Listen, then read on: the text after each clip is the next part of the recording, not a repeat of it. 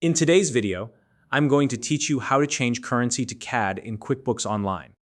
Managing your finances in the correct currency is essential for accurate bookkeeping, especially if you operate in a country like Canada.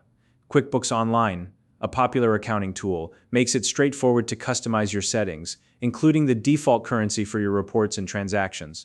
Whether you're new to QuickBooks or just looking to fine-tune your company file, I'll walk you through the exact steps to set Canadian dollars as your default currency. If you don't already have a QuickBooks Online account, you can use the link in the description to sign up and get started.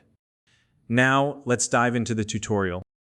To begin, head to your QuickBooks Online dashboard. Once you're there, look for the gear icon in the top right corner of the screen. This is your settings menu. Click it to open the drop-down options. From the menu that appears, select Account and Settings.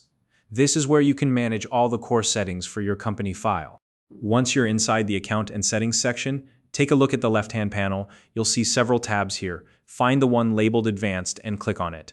This tab contains a variety of options for customizing how QuickBooks works for your business.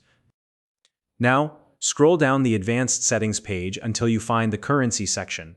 This is where you'll make the change. When you see the Currency section, click the small Edit button to start adjusting the settings.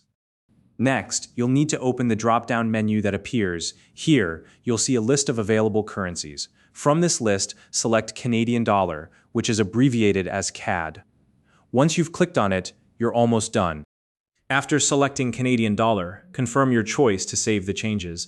This step ensures that CAD is now set as the default currency for your QuickBooks company file. Finally, return to your QuickBooks dashboard. Take a quick look at your reports and amounts to make sure everything is now displaying in Canadian dollars. This confirms that the change has been applied successfully.